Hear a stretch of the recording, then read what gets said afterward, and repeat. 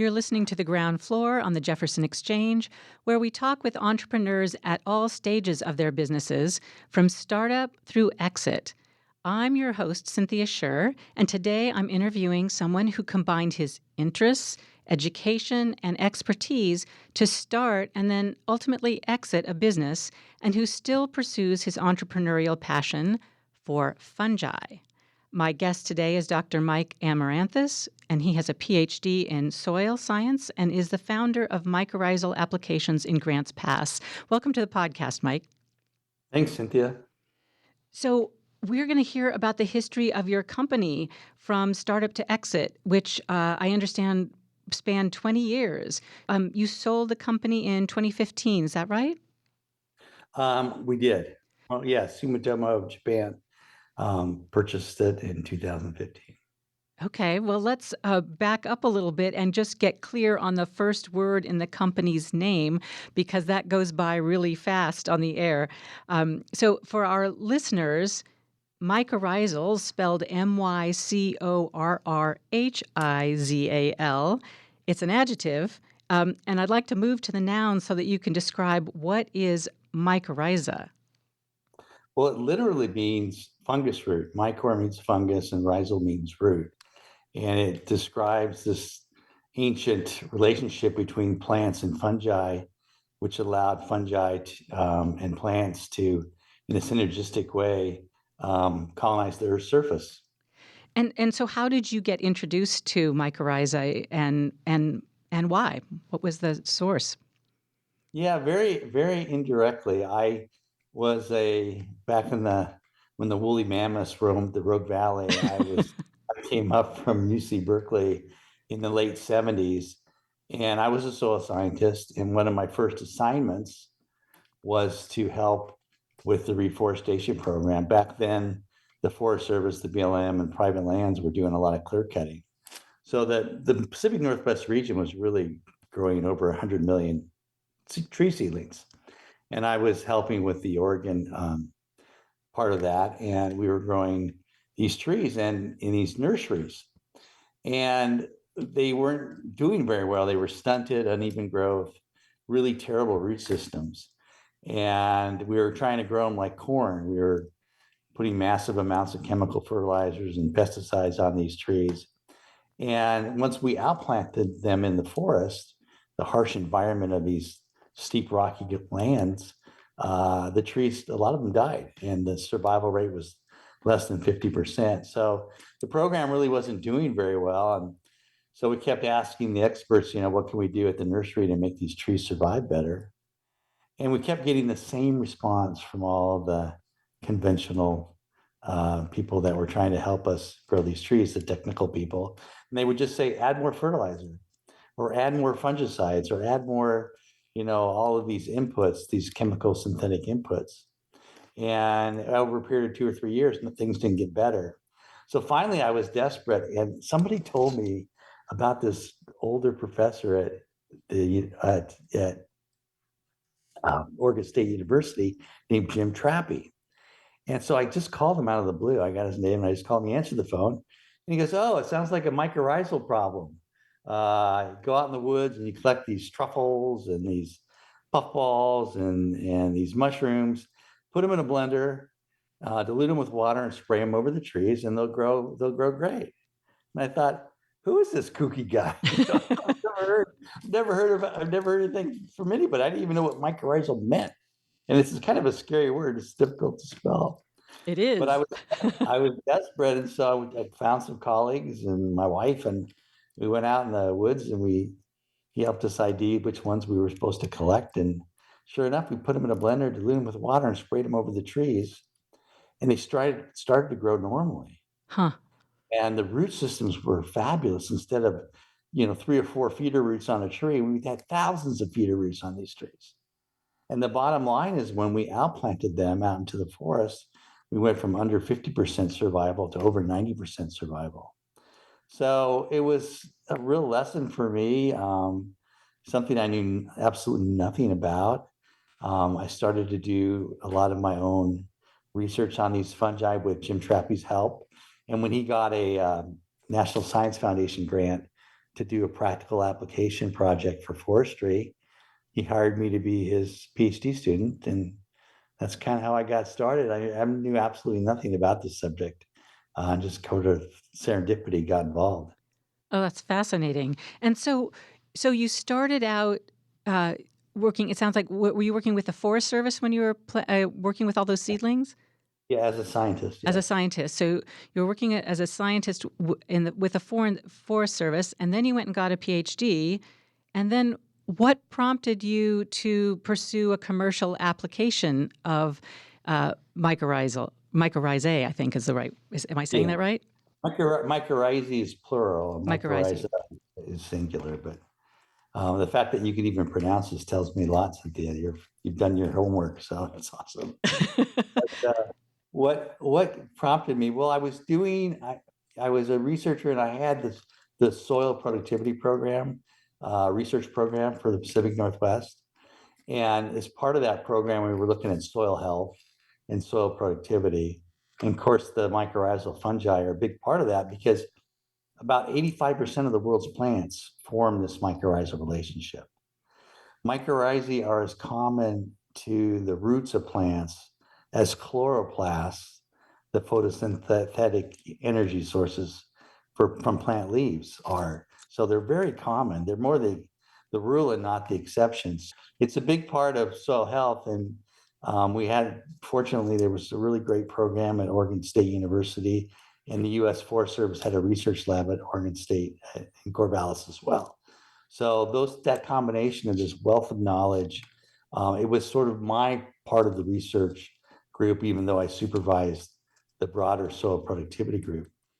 And I enjoyed it so much. That's what, of all, rather than supervising the other scientists, I really enjoyed doing my own research and producing fungal inoculum for all the experiments that were going on, not only in North America, but in places all over the world. I was producing the inoculum for these studies for my collaborators. So I really found that I enjoyed that. I wanted to do something with my hands. I wanted to get out in the field and actually do research. So, and again, had a lot of really great colleagues that were also very interested in this. So it was this great, group of, we created our own sort of energy around this subject and did a lot of the early research on mycorrhizae. Huh. Wow. That's a very impressive start. You're listening to The Ground Floor on the Jefferson Exchange. I'm Cynthia Scherr, and my guest today is Dr. Mike Amaranthus, founder of Mycorrhizal Applications in Grants Pass. So it sounds like you got a group of people together. Were you able to patent a product, or how did the company actually start? And is this a HP story where it started in your garage, or what did it start in the forest? Literally in my garage in Grants Pass. So my wife was a big part of, just sort of providing energy and expertise. She had quite a lot of business experience. So she helped a lot with the business part of it, but we literally started in the backyard. And we collected fungi mostly for forestry, and different trees got different types of mycorrhizae, and we would specialize, inoculum liquids for people like Weyerhaeuser, International Paper, Georgia Pacific, a lot of big tree nurseries. And we would actually run the mycorrhizal spores, which are the seeds of the mycorrhizal fungi. We'd make these slurries, and they'd actually run it through their irrigation systems. So they could literally inoculate millions of trees in 5 to 7 minutes. And basically the spores would rain down, the seeds of the mycorrhiza would rain down. Now the mycorrhizae need energy from the plants to germinate and grow. So the plants provide the sugars which cause the mycorrhizal seeds to germinate and grow and latch onto the roots and then grow into the surrounding soil. And in exchange, the mycorrhizal fungus, which are these threads in the soil, in exchange, they forage through the soil material for water and nutrients to give back to the plant. So both the plant and the fungus benefit from the relationship. And it's been around 460 million years. In fact, there were no land plants before there were mycorrhizal fungi. It was the this marriage of fungus and plant that allowed plants to leave aquatic environments and colonize the relatively harsh Earth surface. So it's been around for 460 million years.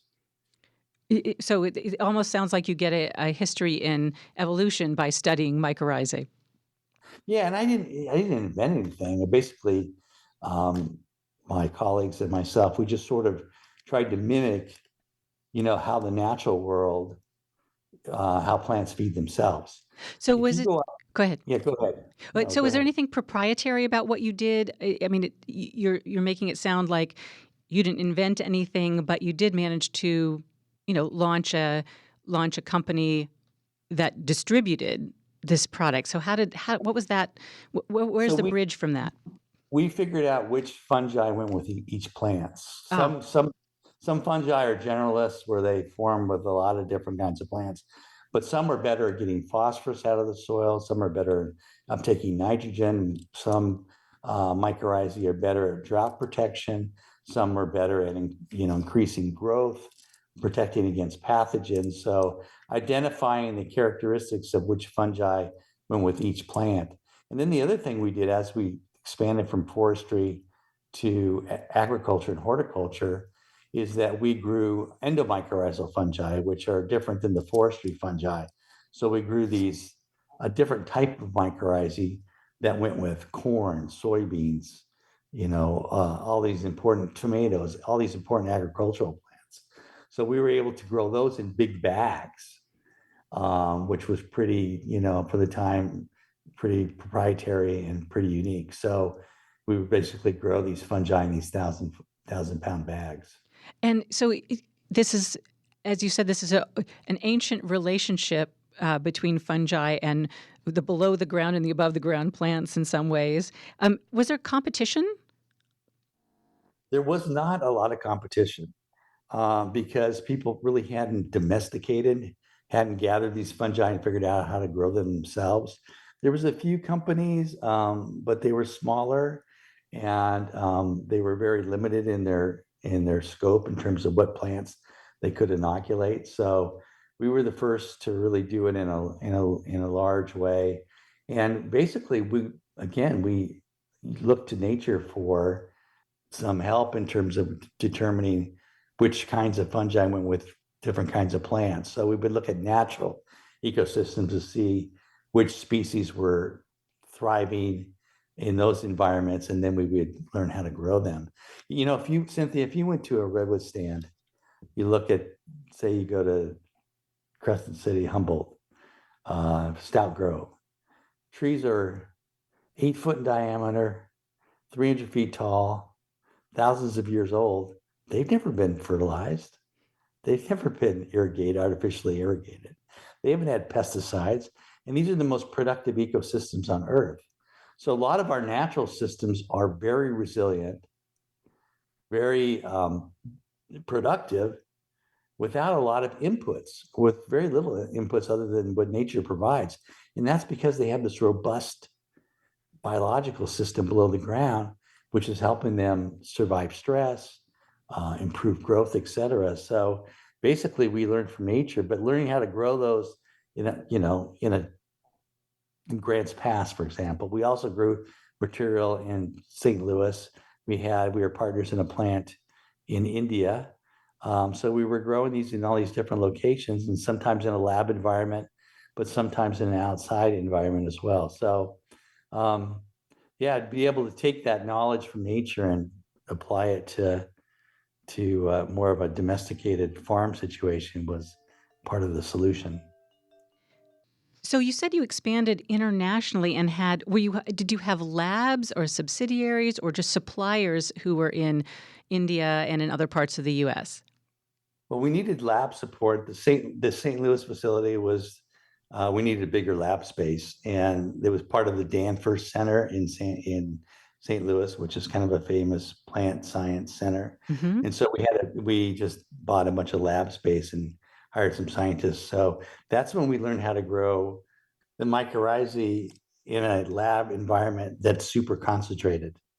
So that environment we could produce mycorrhizal inoculum that was 1,000 or 10,000 times more concentrated than what we could do outside. Huh.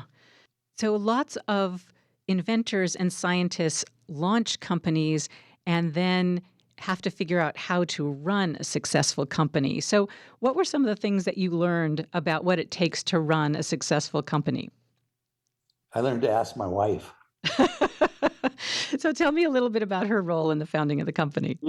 She was exceptional in terms of, because we were constantly buying, new land. We needed more space, so we're buying land. We were buying places to mix the mycorrhiza, to formulate the mycorrhiza. We needed office space. So we were buying, a lot of properties, and she was really good at that. She also managed the workforce, so we were adding new people, new expertise, HR specialists, all those kinds of things. So she handled all of that. Yeah, she was instrumental in the ability of the company to grow so rapidly, over that 10-year period. And what did you learn about each other from working together? Lots of small businesses start with family members or couples running a business together. Yeah, I mean, that's a really, really good question. I think what we learned is just to give the other person a lot of space. Just know that they're competent. She was very good at running the business side of things, and I was very good at doing the studies and the product innovation and all those kinds of things. So we just supported each other basically. And back then there wasn't a lot of regulation or registration issues surrounding the products, and those grew every year as Mm. people became more. So we had to bring on product specialists and registration people and regulation people, and we wrote a lot of the rules surrounding some of these mycorrhizal biologics. How you measure them, how you count them, what are things that are compatible with other practices with those. So we had to evolve a lot of that too. So in those early days, it was really exciting. I bet it Um, was. yeah, it was just really exciting. And I think over that time period, we just learned to trust each other and each other's judgment. And then you managed to scale from there. And then, 20 years later, you decided to exit the company. But, was that a difficult decision to decide that, okay, we've taken it this far, this is where we've done our 20 years? Or, what were some of the components in that exit decision? Well, part of it was finding the right company that could take it over, that would keep, basically our employees, keep the vision, had the believed in biologicals. There's a lot of, we had people like Monsanto interested and offered to purchase our company, but they were very chemistry oriented, and the fear was they would just buy us and shut us down because we were competition. Hmm. So we wanted a company that really believed in biological solutions, that wanted to keep our facilities going in like places like Grants Pass, St. Louis, and India, and wanted to continue that kind of vision for biological solutions to environmental problems. So was it a difficult decision? Was there a turning point after 20 years that said, okay, it's time, or were you starting to get offers and you thought, yeah, we could exit at this point? It was the complexity and the size of the kinds of things that we were doing. We were selling mycorrhizal products to 40 countries. And so just the regulatory registration aspects of that was just huge.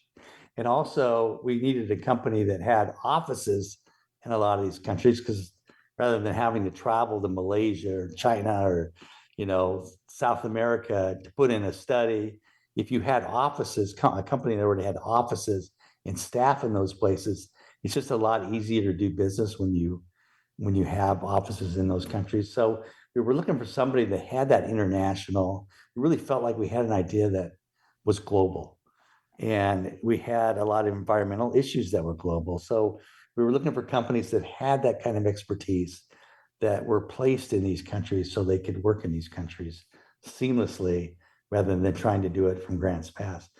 Have you ever tried to fly from Medford to a place like Singapore? It's just like crazy. It's As a like matter three of fact, I have. Yes. It's like, yeah, I mean, it's just crazy. The travel was just nuts. Yes, you Uh, can't get there from here. Well, you can, but it takes a lot of hours. yeah, it, Yeah. it was really wearing us out Yeah. too. And so we were, yeah, so at that point, and then my wife and I both stayed on for a while, for a couple of years for the transition. And that was good, partly because you helped with the transition, but in a lot of cases, just your ego is so tied up in the business.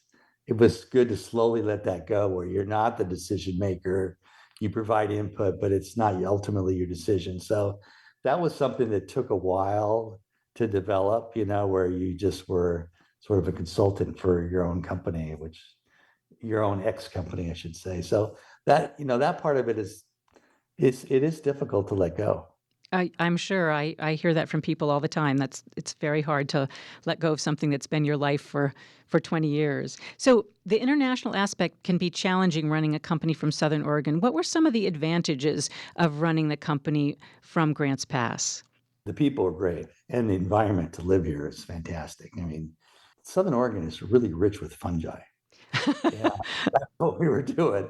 We have so many different types of ecosystems here. So you've got all of the fungal components here, which is really quite a treasure chest of fungal treasures in our own area to borrow from and to learn from. So it's a very mycologically rich area, which was for start. And then the people love the outdoors. It's easy to get people to do field trials. Everybody wanted to be outside, working, and it was an ideal place, a great place to raise a family. We have 5 kids, affordable for our employees, and had a lot of benefits. That's great. A big booster of people starting companies in Southern Oregon.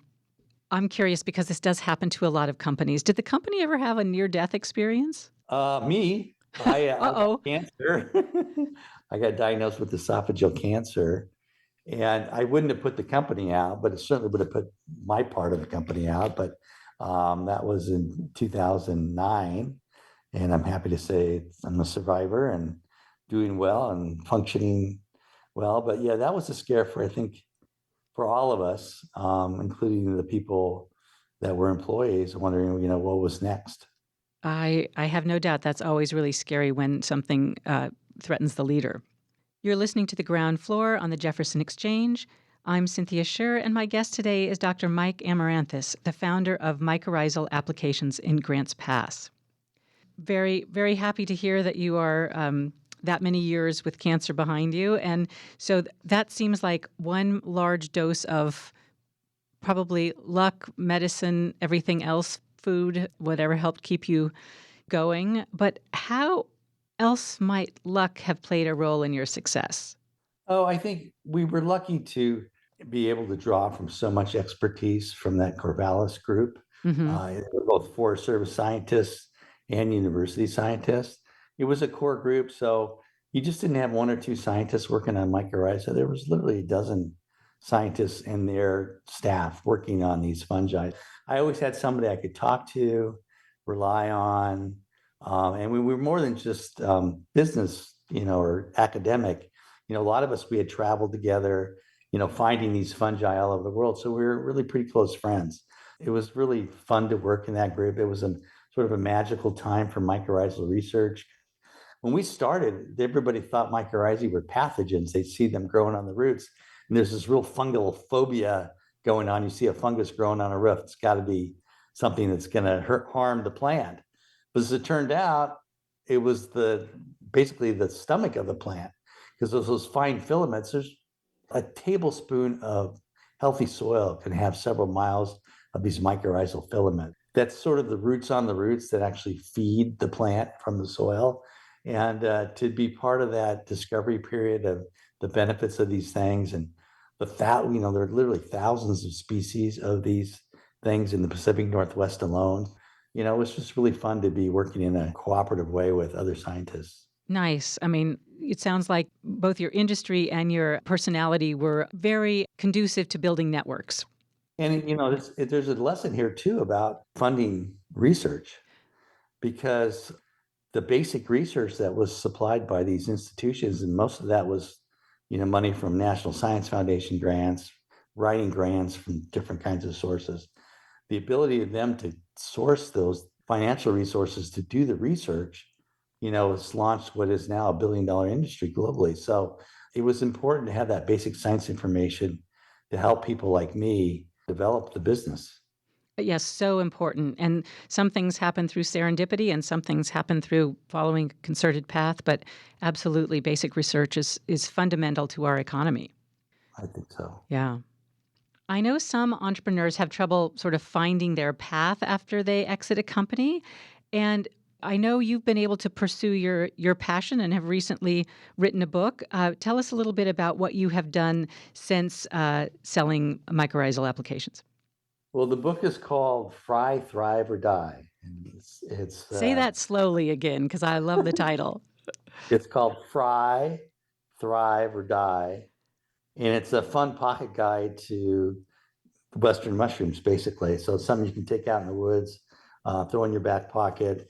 And it identifies the fry species, which are the good edible ones, the thrive ones, which are the medicinal mushrooms that you hear so much about these days, and then the die ones, of course, the poisonous lookalikes that you have to avoid. So I even have some of the fly mushrooms, the psychedelic ones in there as well. But it's a fun pocket guide. It's more than just a ID book. It's how to find them in the habitat, what time of year to look for mushrooms, how to identify them, how to dry them, how to cook them. It's kind of a comprehensive look, and it's a fun guide. It's got a lot of local stories, a lot of Southern Oregon pictures in there. It's pretty fun. That's great. And where can people find that? Again, it's a pocket guide to 50 common fungi in the Western United States. Where can they find that?